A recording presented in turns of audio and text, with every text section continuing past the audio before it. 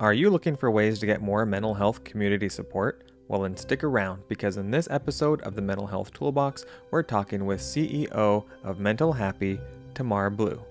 As many of you already know, May is Mental Health Awareness Month, and we are reminded that access to mental health care is becoming a national crisis. A 2021 National Council for Mental Wellbeing report states that there is a severe shortage of mental health providers in 77% of counties across the United States.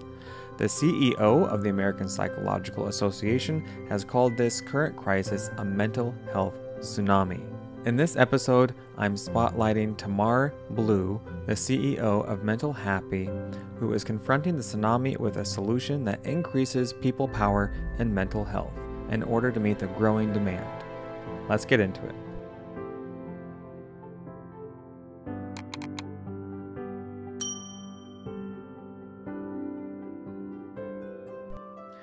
Hello, Tamar. Thank you so much for making time today to be on the Mental Health Toolbox. I'm sure this is going to be a great resource for all of our listeners and our audience watching this YouTube or on the podcast. And what perfect timing for Mental Health Month. So why don't you go ahead and share a little bit about who you are and the magic you bring to mental health.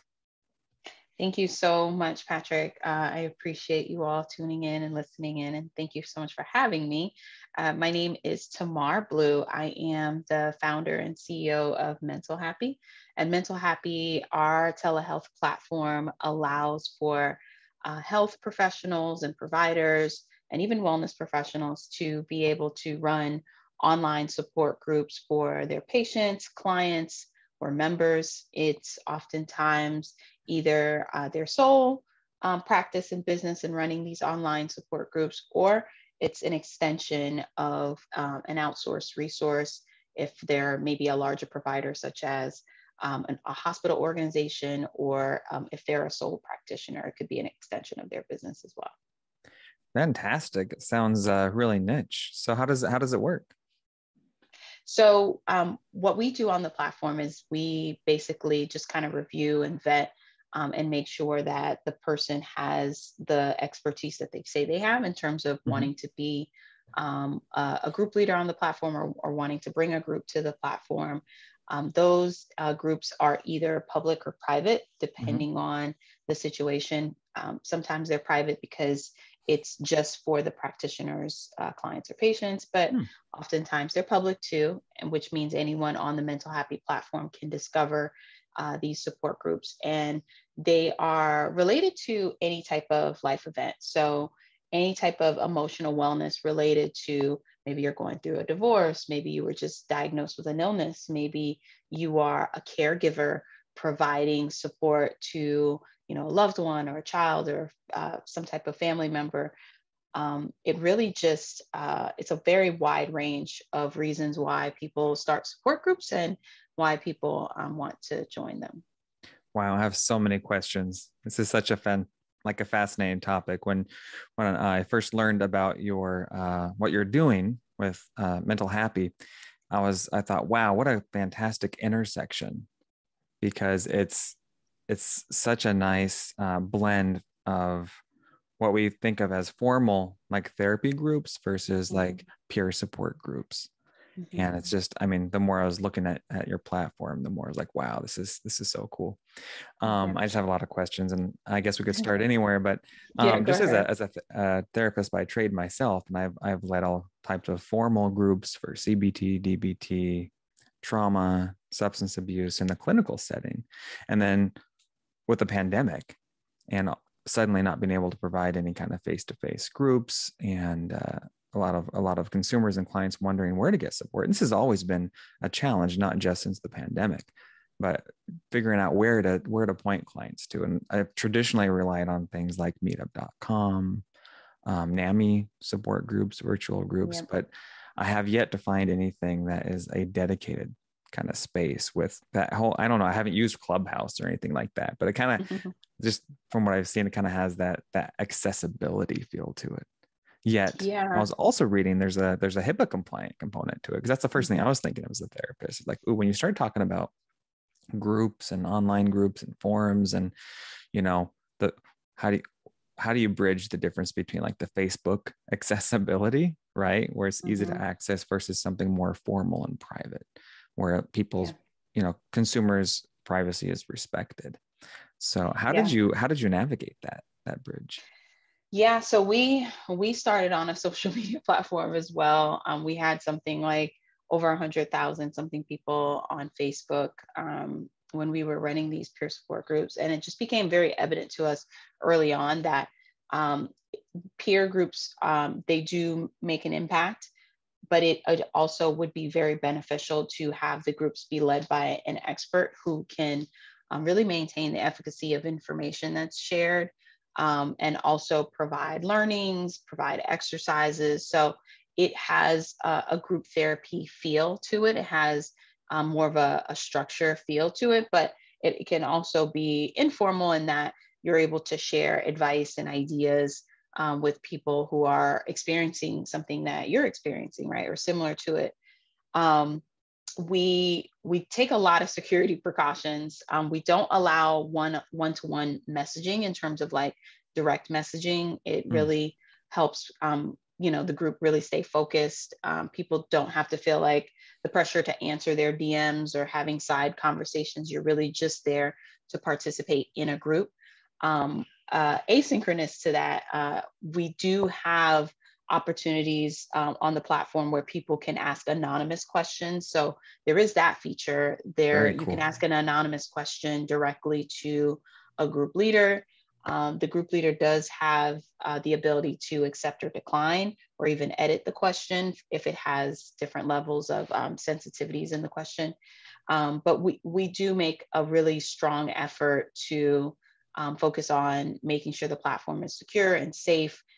Some certain features that are available on the web are available, I'm sorry, on mobile are not available on the web, mainly because we're able to create a more secure platform through mobile. So people aren't able to screenshot um, any content that was posted. And if they do screenshot it, we're alerted.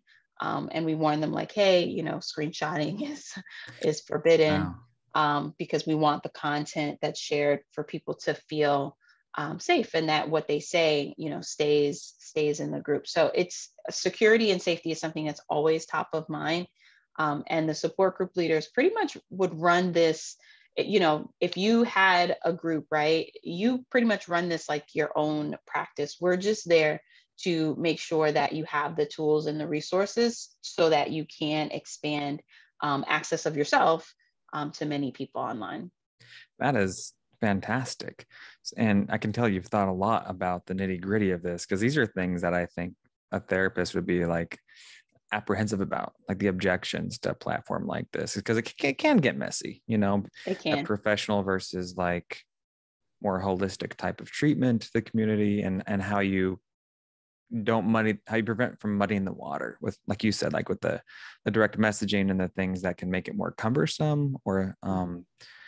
that would be a little more sticky or more friction for the people providing the services, right? Yeah, and the other things we've heard are like, when therapists or wellness professionals or even like really great life coaches, right, that bring a lot of experience to the table, a lot of knowledge to the table, it just gets messy in terms of like where you're going to host the groups, how do you track people down for payment, how do you make it affordable? So we've really demystified that whole onboarding process. The app collects the monthly payment that whatever the group charges. The therapists are able to kind of streamline their invoicing.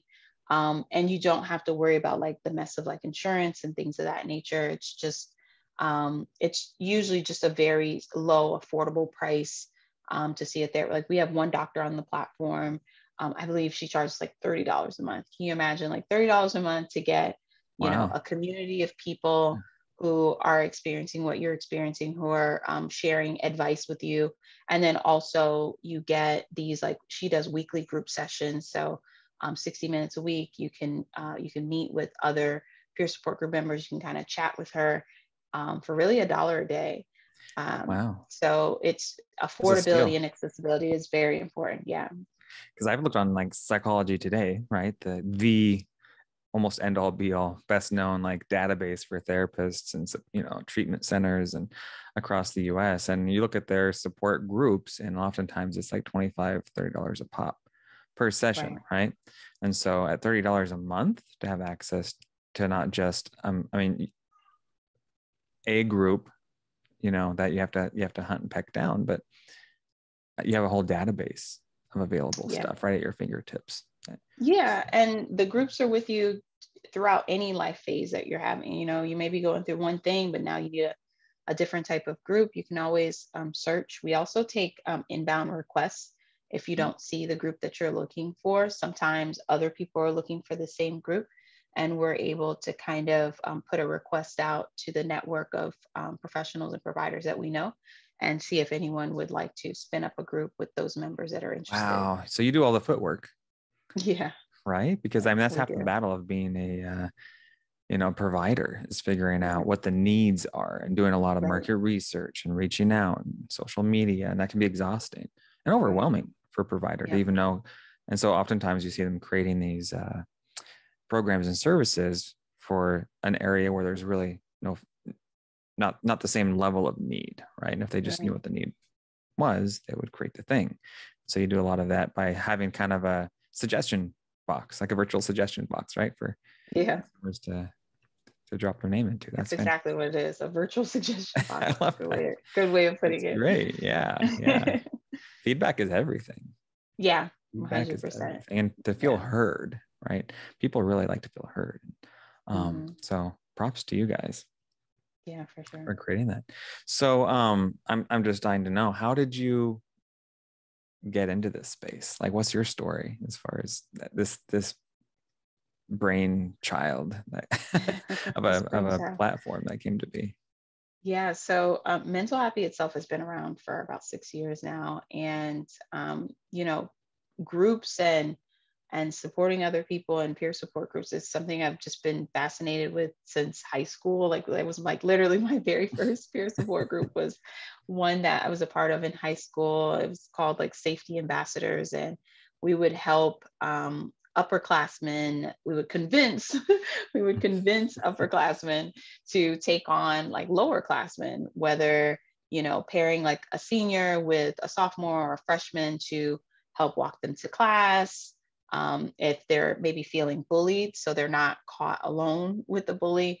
If they need someone to sit with at lunch, or someone to talk to and share like their feelings. It was a really great program. And it started to get adopted by like other high schools across the county. And I've just always had a passion for this type of work.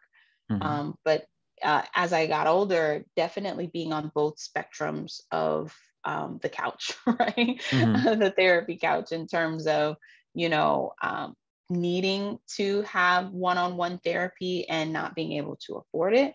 And, you know, there are times where, you know, like now I can more than afford one-on-one therapy, but something that always stood out to me is, you know, not everyone can afford $200 for a 50-minute session. And the other side of that coin is that increasingly mental health services and demands is like through the roof. You have therapists that are by and large, more than ever, either not becoming therapists like they maybe had planned in their college career, or really just quitting the profession altogether just because of professional burnout. And you know, I don't have to tell you this, but you know, there's like 30 licensed professionals for every 100-something thousand people. I thought that's what I read. Yeah. Yeah, it's I knew it was not bad, a lot. But I didn't realize it was that bad. Yeah, it's not a lot. And when you add the pressures of like COVID, you know, the pandemic, and, you know, inflation, there's just so many more like life stressors on people. And, you know, people live in a lot of people in the United States, I think something like 60 million live in rural places where there is no therapist's office. You know, there's no density of like a city to get to somewhere. So I think just 20 years of all of my collective personal life experience and just observing what's missing, what ideally what I would like to see in the market is just really what kind of spawned Mental Happy. That's fantastic. So you saw a need, but wasn't something that you just woke up one day and had an epiphany. Sound what you're talking about in your own experience and what you were facilitating in high school. It almost sounds like you must have been a Girl Scout because it sounds like a Gold Award project. I wish. I wish. I was not a Girl Scout. I regret that. I ate a lot of cookies, but was not a Girl Scout. You have the heart of one. I mean, Thank you. that just shows a lot of passion to create something like that in high school and like a peer-to-peer program and a hand up, hand down kind of thing. So Yeah. that's really great. It's really Yeah, great. thank you. Yeah, thank you. It's you know, we hope this type of work doesn't have to exist. You know, it would be great to live in a world where we didn't need like so much of these services, but we're really thrilled about the work and the partnerships we're building in this space, and really listening to providers, listening to health professionals on what the gaps are, what they need, and really just relying on those individuals who are on our platform as the experts. Like, yes, we build technology, but we're building this for them. So we don't ever pretend to be the experts. We don't ever, you know, tell our members like we're therapists or anything like that. We're just bridging the gap between these two groups that really need each other. Yeah, I was going to ask if you had a background in mental health and as a therapist yourself, and if not, how did you go about recruit like the research part of figuring out, you know, from the people in the Yeah, trenches how this works? yeah, so we have a lot of advisors on our team who are therapists. And again, we really saw a need in the market. We were already doing another product, which was like wellness kits that we were selling to individuals. And then we started selling it to like major corporations. And also, in addition to that, we had the peer support groups that we were running on Facebook, just creating groups where people wanted to join and talk to each other. And it wasn't until like one person pointed out, like, I don't think that information is true or correct. Or we were constantly like fact checking the things that people were saying. And we're like, we'll probably need like a professional to be the one. So we just started like partnering with guest professionals who would pop into the group and, you know, do like a weekly thing. And it just kind of dawned on us like, okay, this is a huge need and we can't really manage the security or the information on someone else's platform. So we should probably do this internally on our own platform. Yeah, when you're playing in somebody else's sandbox, Right, you know what's going to right. happen. Yeah, you can't keep trolls out. It was too much. Well, that's the other thing I was actually thinking about that, because anytime you're you know, have a platform, whether it's a YouTube live or a Facebook group, and there's always a potential for trolls, and not just the privacy, but also bullying, right? Yeah. Mm-hmm. And so the fact that, I mean, I think you had alluded to this a little bit ago, but you basically moderate the platform. Like We you were do. talking about the screenshots and you get flagged, and that's pretty sophisticated. Yeah. We just like to see ourselves as a tool provider for the providers. And if that's security, if that's, you know, a place that they can share their resources, they can host these private group sessions through video, and private chat messaging amongst the group. That's what we're here to provide. Excellent. So what is a group setting, or when one enters the group on your platform? Is that similar to like a Zoom where everybody can be on camera? Is that just via chat, or what does that look like? It depends. You don't necessarily have to use our internal video system. Anyone can use a video system that is compliant. So if you have like something very secure, like a WebEx, right, a WebEx links that you want to share. But for the support group members themselves, when they come onto the platform, they'll do like just a simple wellness check. We just want to make sure that the person is not experiencing any type of immediate crisis, right? Because we want to get them over to our partners at Suicide Prevention Hotline and get them the immediate help that they need. And then from there, they're able to either select a group that they want to join, or perhaps they were invited to a group in which they would have a direct link to that person's group. And then everything else from there in terms of how the group runs, where the meetings are held, how often they're held, the price of the group, what the topic of the group is about, that's all determined by the provider. Excellent, excellent. So then we just simply vet the group to make sure it, follows telehealth compliance laws. Excellent. So there's lots of possibilities. Yeah. In terms of really a lot of creative space for the providers and how they want to set it up, and which is kind of cool because that means the consumer's experience can be very unique to each provider, right? Yeah, and it gives the health consumer just a different tool. It gives them just a different resource. Mm-hmm. That's fantastic. And so if one were to sign up for the platform, there's like a flat monthly fee, and then they have like the separate group fee for each group they attend, or how does that work? No, they we are actually this month, don't misquote me, I think it's this month, we are No worries, nothing's written in stone. we're launching a new feature, a new space on the platform. It's just more like a public space forum where group members who have agreed and consented to share just really kind of like their journey, their personal story. Some group leaders and providers who have really great overcoming inspirational stories will share there too. So that's a free space. Oh, nice. But aside from that, if you want to join a group, that price is dependent on the group. So there's no price for the platform and then a price for the group. The platform is free. Nice. It's just the group membership that you're participating in for the education, the community, and really just interacting with a provider for information. That is, though sometimes groups are as low as $5 a month, $10 a month. Nice. I have it on my phone already. It's pretty neat. So you can just jump right on and and do that. Very cool. So it's there's not like there's a low barrier to entry then, because you can just jump in, peruse, take a look around after you obviously get signed up and everything, and then once you find something that piques your interest, then you can check out the pricing and all for that. And then you can also get all the information on the group in terms of the topic, what's discussed, if the group has any rules or boundaries, if the group has any particular trigger warnings. Maybe you're sensitive to something and they want you to know up front, like, hey, these are some of the trigger topics, just so that you're not alarmed when you join. And even things like the upcoming sessions that the group has, if they have an upcoming session and you really want to join before then.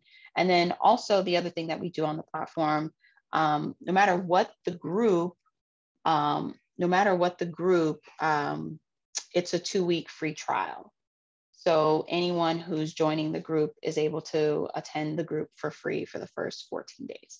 Oh, I love that. Right? Free sample.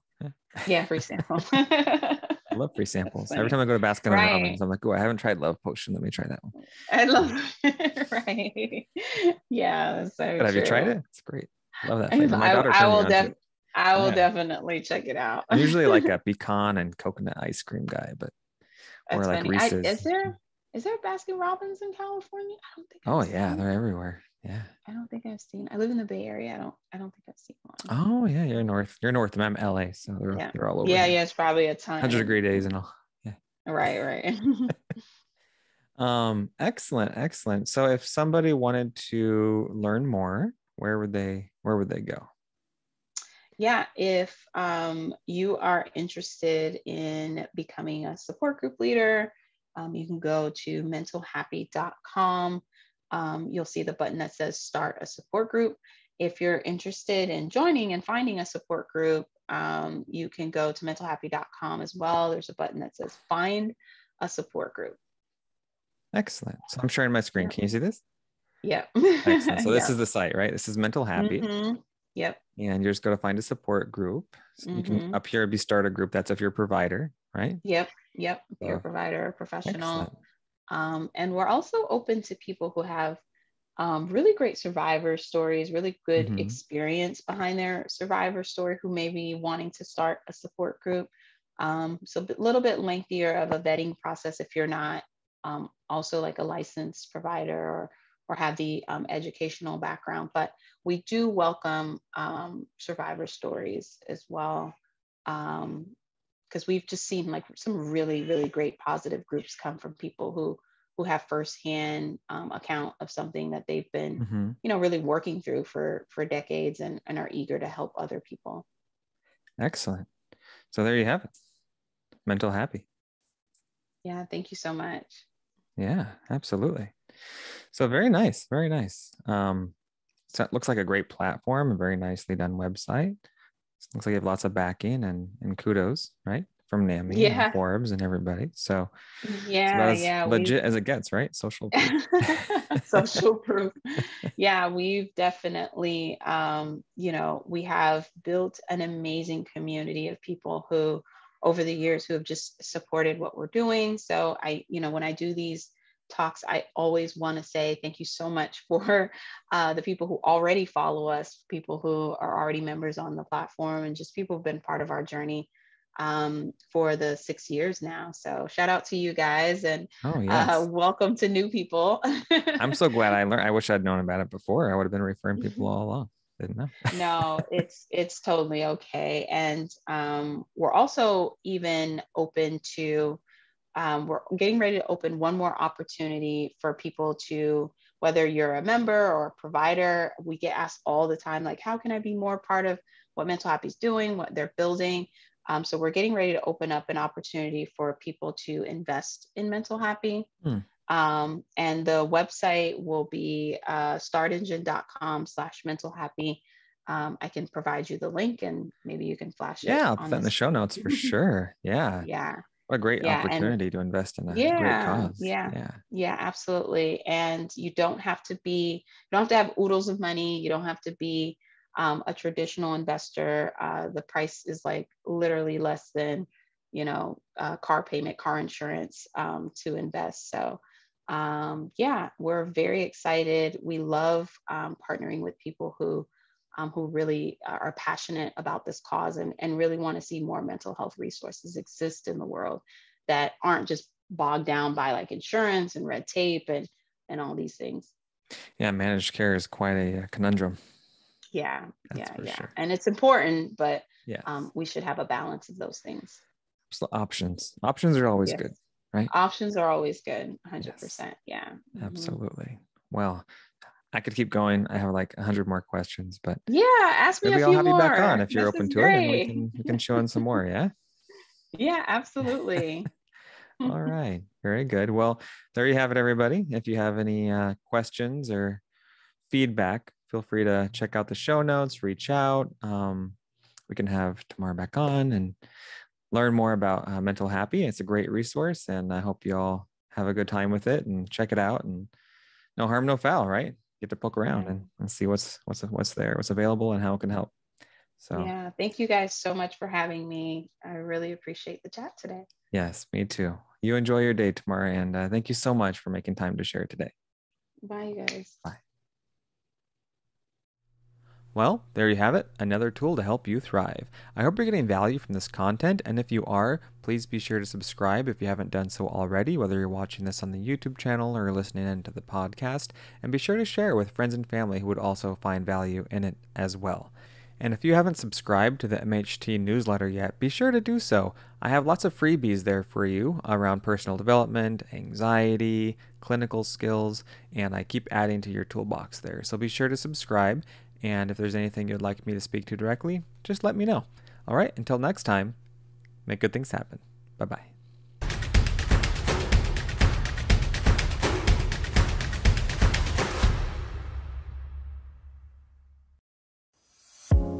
You're gone now, will you call me back?